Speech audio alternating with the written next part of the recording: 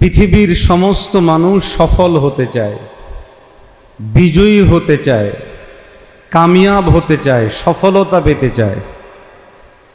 কিন্তু সফলতার মানদণ্ড কি, মাপকাঠি কি?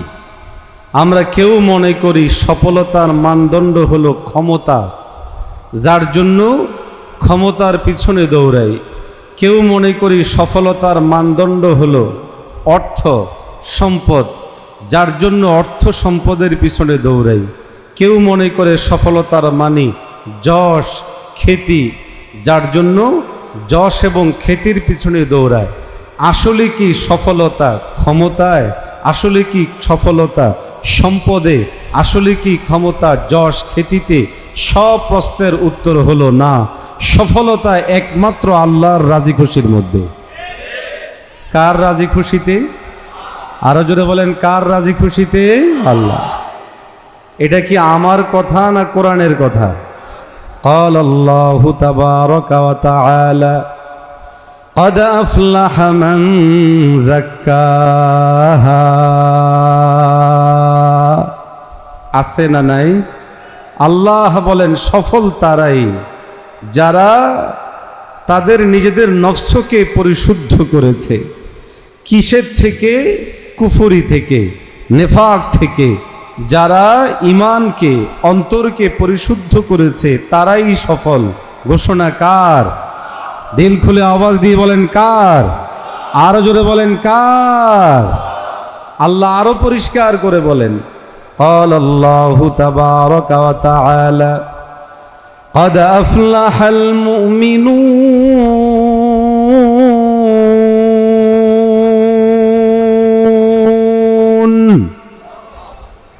الذين هم في صلاتهم خاشعون।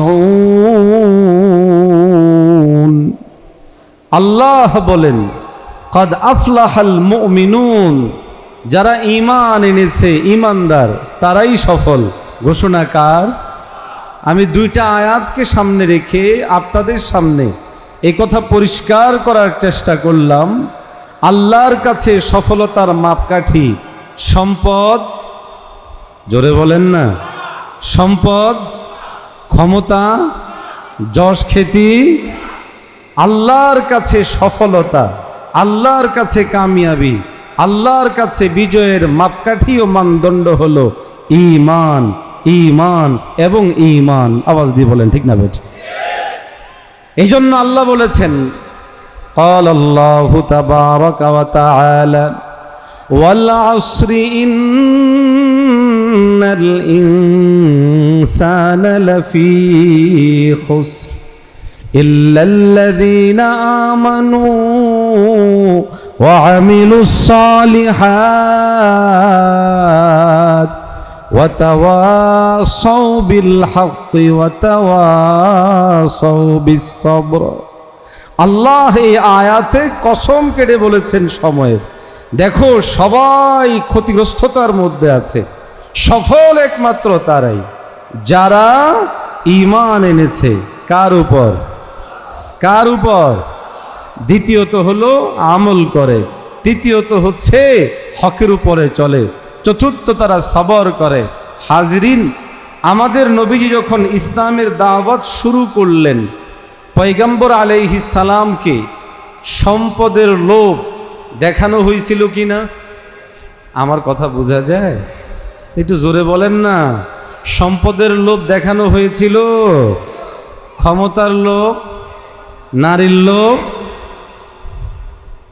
মুমিন মুসলমান ভাইরা আমার, নবীজি মুহাম্মদুর রাসূলুল্লাহ সাল্লাল্লাহু আলাইহি ওয়াসাল্লামের কাছে মক্কার কাফের মুশরিকরা এসে বলল, মুহাম্মদ তুমি ঈমানের দাওয়াত দিচ্ছ, ইসলামের দাওয়াত দিচ্ছ, তোমার চাহিদা কি?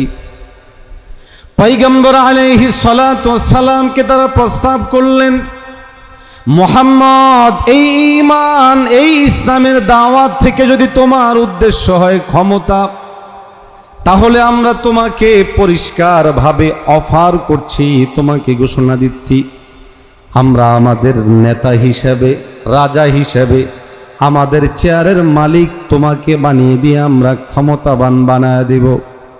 পয়গম্বর আলাইহিস সালাতু ওয়াস সালামকে দ্বিতীয় প্রস্তাব দেওয়া হলো, মুহাম্মদ তোমার চাহিদা কি? এই দাওয়াতের মাধ্যমে তুমি কি নারী চাও, সুন্দরী সুন্দরী রমণী চাও? যদি তোমার দাওয়াত থেকে উদ্দেশ্য রমণীয় সুন্দরী নারী হয়, আমাদের প্রস্তাবনা হলো আরবের মধ্যে যত সুন্দরী রমণী আছে সব তোমাকে দেওয়া হবে, এরপরেও তুমি এই দাওয়াতি কাজ থেকে তুমি ফিরে আসো। তৃতীয় নম্বরে প্রস্তাবনা দেওয়া হলো, মুহাম্মদ তোমার এই দাওয়াতি কাজ থেকে তোমার কি প্রত্যাশা, কি চাহিদা? তুমি কি চাও তুমি সম্পদের মালিক হবে? যদি তাই হয় আমরা তোমাকে প্রস্তাব দিচ্ছি, তোমার যেই পরিমাণ সম্পদ প্রয়োজন সমস্ত সম্পদ আমরা তোমাকে দিব, তবুও তুমি দাওয়াত থেকে ফিরে যাও। ও মুমিন, বুঝে থাকলে বলেন আমার নবী কোনোদিন দাওয়াত থেকে ফিরেছেন না। বিশ্ব নবী থেকে আমাদের জন্য শিক্ষণীয় হলো, আমি যখন ঈমান ও ইসলামের উপরে থাকব তো আমাকে সম্পদের অফার দেয়া হতে পারে। আমি যখন ইসলামের উপর চলতে চাইব আমাকে ক্ষমতার অফার দিতে পারে। আমি যখন ঈমান ও ইসলাম নিয়ে চলতে থাকব আমাকে নারীর প্রলোভন দেখাতে পারে। আমি সম্পদের পিছনে পড়ব না, নারীর পিছনে পড়ব না, ক্ষমতার পিছনে পড়ব না, আমি ইসলামকেই বিজয়ী করব। ইসলামকে বিজয়ী করতে গিয়ে যদি কোনো ত্যাগ করতে হয় ত্যাগ করব। আমার নবী ত্যাগ করেছেন, আমিও ত্যাগ করব। নবীর সাহাবীরা ত্যাগ করেছেন, আমিও ত্যাগ করব। ক্ষমতার চেয়ারকে লাথি মেরে ইসলামকে বিজয়ী করতে কারা কারা তৈরি, একটু হাত তুলে বলে।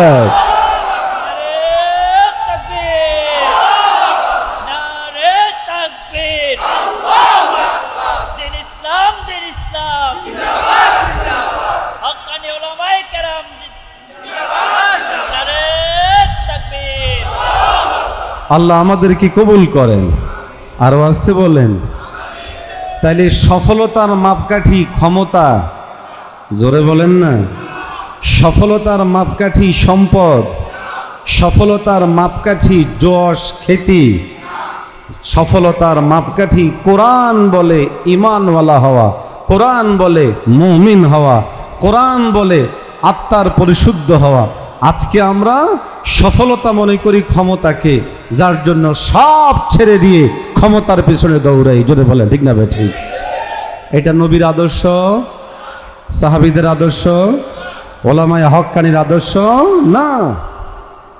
আমরা যারা ঈমান এনেছি, আল্লাহতে বিশ্বাসী, আমাদের হৃদয়ে এই কথা বসিয়ে নেওয়া জরুরি।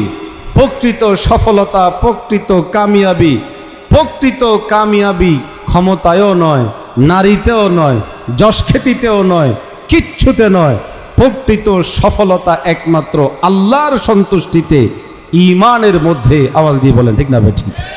মুমিন মুসলমান ভাইরা আমার, এই জন্য আপনি যদি গোটা পৃথিবীর সমস্ত মুমিন মুমিনাত যারা সফল কামিয়াব ছিল তাদের ইতিহাস তালাশ করে দেখেন, ইসলাম গ্রহণের পূর্বে তাদের সামনে অনেক সুযোগ ছিল। ধন সম্পদ, ক্ষমতা, অর্থবিত্ত, প্রভাব প্রতিপত্তি সব তারা চাইলে করতে পারত, কিন্তু ইসলামের বদৌলতে, ইসলামের কারণে, ইসলামের প্রাধান্যতা দিতে গিয়ে আজকে গোটা পৃথিবীর সামনে এটা পরিষ্কার, পয়গম্বর আলাইহিস সালাতু ওয়াস সালাম যেমন ক্ষমতাকেও প্রাধান্য দেন নাই এবং অর্থকেও প্রাধান্য দেন নাই, নবীর সাহাবায়ে কেরামও ক্ষমতাকেও প্রাধান্য দেননি, অর্থকেও প্রাধান্য দেননি। তারা প্রাধান্য দিয়েছেন একমাত্র যার সন্তুষ্টি তিনি কে। এটা অন্তরের মধ্যে পরিষ্কার বসে যাওয়ার কারণে নবীজি মক্কা থেকে মদিনায় যাবেন, এতটুকু জিনিস শোনার সাথে সাথে সাহাবায়ে কেরামগণ এক বিন্দু পরিমাণ চিন্তা করে নাই আমার স্ত্রীর কি হবে, আমার সন্তান, আমার সম্পদ, আমার অঢেল সম্পদ, কিচ্ছুর কথা চিন্তা করে নাই। আল্লাহ রসুল বলেছে আমি মক্কা ছেড়ে মদিনায় হিজরত করছি, যারা হিজরত করবা চলো, বা সব ছেড়ে দিয়ে তারাও মক্কা থেকে মদিনায় চলে গেছে। আজও এমন কিছু মধ্যে মুমিন দরকার চরমনার মরহুম পীর সাহেব হুজুর বলতেন 313 জনের কাফেলা দরকার, যাদের ঈমান হবে মজবুত, আমল হবে মজবুত, তাকওয়া হবে মজবুত, হৃদয় হবে পরিচ্ছন্ন, যারা আল্লাহর সন্তুষ্টির জন্য জীবন বিলায় দিতে প্রস্তুত থাকবে। জোরে বলে ঠিক না বেটি? এই কাফেলা তৈরি করা গেলে বদর তৈরি হবে। বদরের মধ্যে যেমন বিজয় এসেছিল, আল্লাহ আমাদেরকে বিজয় দান করবেন। আজকে আমাদের অনেক কিছু আছে, কিন্তু ঈমানের সেই মান, ঈমানের সে অবস্থান আমাদের নাই। ভাইও, সম্পদ করা যাবে, অট্টালিকা করা যাবে, কিন্তু আল্লাহ চাইলে কয়েক সেকেন্ডের মধ্যেই সব শেষ করে দিতে পারেন। প্রমাণ আছে না নাই? গতকালকে ভেনেজুয়েলায় যে ভূমিকম্প হলো, উন্নত দেশ, অট্টালিকা, আমাদের যারা রড সিমেন্টের কোম্পানি অ্যাড দেয় যে ভূমিকম্প আসলেও এই বিল্ডিংয়ের কিচ্ছু হবে না। আমার মালিক বারবার আমাদেরকে দেখিয়েছেন অস্ট্রেলিয়ার ভূমিকম্প, আফগানিস্তানের ভূমিকম্প, পাকিস্তানের ভূমিকম্প, ভেনেজুয়েলিয়ার ভূমিকম্প, বাংলাদেশের ভূমিকম্প, যেখানেই ভূমিকম্প হচ্ছে, যেই মানের রডই ব্যবহার হোক, সিমেন্টই ব্যবহার করা হোক, আল্লাহর কুদরতের কাছে কিচ্ছু টিকে না, টিকতে পারে না। আমার আল্লাহ যদি নাড়া দেন, গোটা পৃথিবী মুহূর্তের মধ্যে ধ্বংস হয়ে যাবে। জোরে বলে ঠিক না বেটি? কুদরত এবং শক্তি যার হাতে, তিনি কে? দিল খুলে আওয়াজ দিয়ে বলেন, তিনি কে? এই জন্য আমাদের দিলে এটা বসায় নেওয়া জরুরি। আমার মালিক যদি আমার উপরে সন্তুষ্ট হন, আমাদের মোহতারাম পীর সাহেব হুজুর বারবার বলেন এবং বিভিন্ন সময়ে কথাগুলো বলেন। অনেকে আমাদের কথা নিয়ে হাসে, অনেকে মজা করে। না, এটা মজা করার কথা না, যে আমার রাজনীতির উদ্দেশ্য আল্লাহর সন্তুষ্টি, আমার এই কাজের উদ্দেশ্য আল্লাহর সন্তুষ্টি। আমি আগে দেখব আমার আল্লাহ কোথায় সন্তুষ্ট। সন্তুষ্ট না হলে আমি ওই কাজে নাই। কেন? মালিক সন্তুষ্ট না হলে আমার দুনিয়ার কোনো কাজেই আসবে না। এই জন্য ইমানদার হিসাবে আমার প্রথম কাজ থাকবে আমার মালিক আমার সন্তুষ্ট কিনা। আমি যদি গোটা পৃথিবীর বাদশাহ হয়ে যাই, কিন্তু আমার আল্লাহ যদি আমার উপর অসন্তুষ্ট হয়ে যান, এই বাদশাহী আমার কোনো কাজে দিবে না। আমি যদি গোটা পৃথিবীর সবচেয়ে বড় ধনী হয়ে যাই, কিন্তু আমার মালিক আমার উপর অসন্তুষ্ট হয়ে যান, ফলে আমার এই গোটা সম্পদ কোনো কাজে আসবে না। এই জন্য শপথ নিতে হবে, দীপ্ত শপথ নিতে হবে। ক্ষমতা নয়, অর্থ নয়, প্রভাব নয়, যশ খ্যাতি নয়, আল্লাহর সন্তুষ্টি একমাত্র উদ্দেশ্য হবে। আল্লাহর সন্তুষ্টির জন্য দুনিয়ার সব কিছু যদি কোনো ত্যাগ করতে হয়, কারা কারা ত্যাগ করতে রাজি? একটু হাত তুলে বলে। ঈমান মজবুত আছে তো ইনশাআল্লাহ? আরো আসতে বলেন, আরো জোরে বলেন, ঈমান মজবুত আছে তো ইনশাআল্লাহ? ইনশাআল্লাহ। যদি এতটুকু জিনিস মজবুত হয়ে যায়, পরবর্তী জিনিস সহজ। পরবর্তী জিনিস শুধু সহজ নয়, পরবর্তী জিনিসের সফলতার দ্বার উন্মোচন করে দিবেন আল্লাহ। উন্মোচন করে দিবেন। ও ভাই, যিনি আদনা ইমানদার, তিনি যেই জান্নাত পাবেন, এটা আমাদের মাধবদী শহরের সমান। কত বড়? 10 দুনিয়ার সমান। মুমিন মুসলমান ভাইরা আমার, আল্লাহ পাক রব্বুল আলামিন এই পৃথিবীতে আপনারা আমাকে পাঠিয়েছেন আখিরাত হাসিলের জন্য, আখিরাত অর্জনের জন্য। আল্লাহ পাক হযরতে আদম আলাইহিস সালাম থেকে শুরু করে আমাদের নবী পর্যন্ত সব নবীদের মাধ্যমে আমাদের সামনে মেসেজ দিয়েছেন, ও আমার বান্দারা, দুনিয়ার মধ্যে যাও, 30, 40, 50, 60, 70 বছর যেটা আমি তোমাদেরকে দিচ্ছি, এই হায়াতটুকু তোমরা আমার সন্তুষ্টি চিত্তে কাটিয়ে আসো। আমার কাছে যখন আসবে, আমার সন্তুষ্টি চিত্তে হায়াতগুলো কাটায়া তোমরা তোমাদের জান এবং মাল আমি আল্লাহকে বুঝা দিবা। আমি আল্লাহ তোমাদেরকে জান্নাত বুঝা দিব। প্রমাণ আছে না নাই? قال الله تبارك وتعالى إن الله اشترى من المؤمنين أنفسهم وأموالهم بأن لهم الجنة। আল্লাহ পাক রব্বুল আলামিন কালামে হাকিমের মধ্যে পরিষ্কার ভাষায় বলেন, আমি আল্লাহ তোমাদের কাছ থেকে কিনে নিয়েছি, তোমাদের জান কিনে নিলাম, তোমাদের মাল কিনে নিলাম কিসের বিনিময়ে? আল্লাহ পাক বলেন তোমাদের জান এবং মাল আমি আল্লাহ জান্নাতের বিনিময়ে ক্রয় করে নিলাম। মুমিন মুসলমান ভাইরা আমার, এই জন্য আল্লাহ ওয়ালা যারা ছিলেন, যাদের হৃদয়ের মধ্যে আল্লাহর ভয় আছে, যারা আখিরাতকে প্রাধান্য দিয়ে চিন্তা করে, তারা সব সময় দুনিয়াবি কাজে থাকলেও জবানের মধ্যে জারি থাকতো লা ইলাহা ইল্লাল্লাহ, লা ইলাহা ইল্লাল্লাহ, লা ইলাহা ইল্লাল্লাহ। ক্ষেত খামার করছে, জবানের মধ্যে জারি আছে লা ইলাহা ইল্লাল্লাহু মুহাম্মাদুর রাসূলুল্লাহ। আল্লাহু হাযিরি আল্লাহু নাযিরি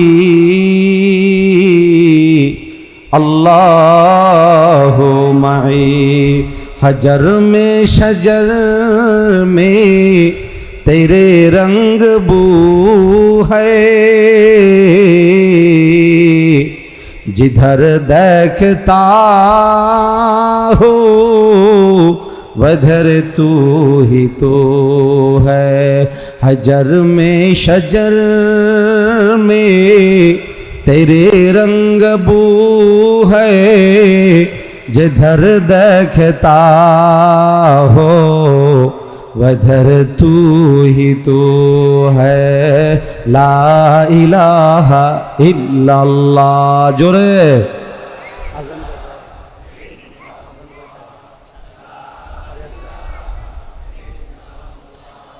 ला इलाहा इल्लल्लाह, ला इलाहा इल्लल्लाह, ला इलाहा इल्लल्लाह, ला इलाहा इल्लल्लाह, ला इलाहा इल्लल्लाह मुहम्मदुर রাসূলুল্লাহ। মুহতারাম হাজিরিন, আমি বলছিলাম সফলতার মাপকাঠি ক্ষমতা। জোরে বলেন না। সফলতার মাপকাঠি সম্পদ, সফলতার মাপকাঠি যশ খ্যাতি সুনাম। সফলতা হলো আল্লাহ যদি আমার উপর সন্তুষ্ট হন, ঈমান যদি আনতে পারি। হ্যাঁ, ঈমান আনার পর, ঈমান এনে ফেলার পর অনেক চ্যালেঞ্জ আসবে, বিপদ আসবে, বিপত্তি আসবে, কিন্তু ঈমানদার যখন ওই বিপদ বিপত্তিকে কাটিয়ে সামনে বেড়ে যায়, তখন আল্লাহর পক্ষ থেকে নুসরত আসতে থাকে। যদি বলেন ঠিক না ভাই? ঠিক। মুহররম মাস চলছে, 10 মুহররম আশুরা আসলেই আমাদের কিছু ভাই হায় হায় করতে থাকে, আছে না নাই? ভাবসাবে মনে হয় যে আশুরা শুধুই পেরেশানির, আশুরা শুধুই কালো অধ্যায়। আমরা বলি না, আশুরা আমাদেরকে শিক্ষা দেয় ঈমানের উপর অটল অবিচল থেকে যদি ঈমানদার সামনে বাড়তে থাকে, তো আল্লাহ পাক রব্বুল আলামিন হযরতে মূসার মতো নদীর পানিকে স্থির করায়া নদীর মধ্যে আল্লাহ পাক রাস্তা তৈরি করে দিবেন। মুহররম আসলে, আশুরা আসলে আমাদেরকে শিখায় হযরতে হুসাইন রাদিয়াল্লাহু তাআলা আনহুর দৃঢ়তা। মোকাবেলা ছিল হকের, হক এবং বাতিলের মোকাবেলায় হযরতে হুসাইন হকের উপরে ছিলেন, সত্যের উপর ছিলেন, ন্যায়ের উপরে ছিলেন, জীবন বাজি রেখেছেন। তারপরেও মাথা নত করেন। যদি বলেন মাথা নত করেন নাই। দুটো ঘটনাই আমাদের জন্য শিক্ষণীয়। মুমিন মুসলমান ভাইরা আমার, হযরতে মূসা আলাইহিস সালাতু ওয়াস সালামের বিরুদ্ধে ফেরাউন ক্ষিপ্ত হয়ে উঠল। যেই কোনো মূল্যে হোক হযরতে মূসা আলাইহিস সালাতু ওয়াস সালামকে ফেরাউন দুনিয়া থেকে বিদায় করে দিবে। ফেরাউন তার সৈন্যবাহিনী নিয়ে পয়গম্বর মূসা আলাইহিস সালাতু ওয়াস সালামকে দৌড়াতে আরম্ভ করল। পরিবেশ পরিস্থিতি বিবেচনায় আল্লাহর অনুমতি কমেই হযরতে মূসা আলাইহিস সালাম ওই জায়গা থেকে অন্য জায়গায় হিজরত করে চলে যেতে চাচ্ছিলেন। ফেরাউন টের পেয়ে হযরতে মূসা আলাইহিস সালামের পিছু নিল। যাইতে যাইতে সম্মুখ পানে নদী পড়ল, সামনে নদী, পিছনে হচ্ছে ফেরাউনের বাহিনী। এই অবস্থার মধ্যে হযরতে মূসা আলাইহিস সালাতু ওয়াস সালাম আল্লাহর দিকে মুতাওয়াজ্জু হলেন। আল্লাহ পাক রব্বুল আলামিনের দিকে মুতাওয়াজ্জু হয়ে হযরতে মূসা আলাইহিস সালাতু ওয়াস সালাম সাহায্য চাইতে লাগলেন। এই পরিস্থিতিতে কি করবেন, কিভাবে সামাল দিবেন? আল্লাহ পাক হযরতে মূসা আলাইহিস সালাতু ওয়াস সালামকে ওয়াহির মাধ্যমে জানিয়ে দিলেন, ও আমার প্রিয় হাবিব, ও আমার প্রিয় নবী, আপনার হাতে থাকা লাঠি মোবারক দিয়ে আপনি পানির মধ্যে আঘাত করুন। হযরতে মূসা পানির মধ্যে আঘাত করার সঙ্গে সঙ্গে ওই পানির মধ্যে সরু সুন্দর রাস্তা তৈরি হয়ে গেল। কে তৈরি করে দিয়েছেন? আরো জোরে বলেন, কে? এটা মুহররমের 10 তারিখ আশুরার দিনে ঘটেছে, মানে গত দিনে ঘটেছে। এখন এই ঘটনা আমাদের জন্য ঈমানকে উদ্দীপনা দেয়, উদ্দীপনা তৈরি করে, উজ্জীবনা তৈরি করে। আমি কোনো বিপদ আপদে পড়লে বিশ্বাসকে স্থির করে আমার রব চাইলে আমাকেও এমনভাবে সহযোগিতা করতে পারেন। জোরে বলেন ঠিক না ভাই? ঠিক। আশুরার ঘটনাকে এক পেশেভাবে আলোচনা করে হযরত হোসাইন শহীদ হয়েছে না হায় হায় করা নয়, ওনার জন্য দোয়া করব, পাশাপাশি ওনার কাছ থেকে শিখব ইমানের তাগাদায়, ইসলামের চাহিদা পূরণে, ইসলামের স্বার্থে যদি কখনো রক্ত বিলায় দিতে হয়, রক্ত দিতে হয়, যেমনটা হুসাইন দিয়েছিলেন। রক্ত ছাড়া ইসলাম জিন্দা হয় না। আজ আমাদের ভাইয়েরা গাজায় রক্ত দিচ্ছে, আফগানিস্তানে দিয়েছে, ইরানে দিচ্ছে, গোটা পৃথিবীতে দিচ্ছে। ইনশাআল্লাহ আমরা যদি রক্তের নজরানা পেশ করতে পারি, এই বাংলাদেশে আমার রব ইসলামী হুকুমত প্রতিষ্ঠা করবেন। জোরে বলে ঠিক না বেটে? এর জন্য জরুরি আমাদের ইমানি অবস্থাকে মজবুত করা এবং শপথ করা যে আমি ইমানের উপর অটল বিচল থাকব, ইসলামকে বিজয়ী করব, নিজেও ইসলামকে ধারণ করব। ইসলাম ছাড়া আমাদের মুক্তির পথ হতে পারে? আরো জোরে বলেন, হতে পারে? এই জন্য ভাইয়েরা, ইসলাম বিজয়ের জন্য, নিজেকে ইসলামে নিবেদন করার জন্য প্রস্তুত আছি তো? না সবাই রাজি নাই? নারায়ে তাকবীর, নারায়ে তাকবীর। দ্বীন ইসলাম, দ্বীন ইসলাম। আল্লাহ আমাদের সবাইকে কবুল করেন। আরো জোরে বলেন আমিন। আমার আলোচনার সারমর্ম হলো সফলতার মাপকাঠি কি? ক্ষমতা, সম্পদ, যশ খ্যাতি, সুন্দরী নারী, বরং সফলতার মাপকাঠি নিজের আত্মাকে পরিশুদ্ধ করা, মুমিন হওয়া, ইসলামের ধারক বাহক হওয়া। যদি কেউ হতে পারে সেই একমাত্র সফল। এই কথাগুলো আল্লাহ কোরআনুল কারীমের আয়াতের পরতে পরতে বলেছেন। সাহাবীদের জীবন থেকে প্রমাণ পাওয়া যায়, আম্বিয়া কেরামদের জীবন থেকে প্রমাণ পাওয়া যায়। আর শেষ দিকে এসে বললাম যে আমাদের যদি কোনো চ্যালেঞ্জ আসতে পারে মূসা আলাইহিস সালামের মতো, আসতে পারে হযরত হোসাইনের মতো, পিছু হটা যাবে না। ইসলামের স্বার্থে সামনেই বাড়তে হবে। জোরে বলে ঠিক না ভাই? ঠিক। আল্লাহ আমাদের সবাইকে কবুল করেন, আল্লাহ আমাদেরকে তৌফিক দান করেন। ওয়া আখিরু দাওয়ানা আনিল হামদুলিল্লাহি রাব্বিল আলামিন।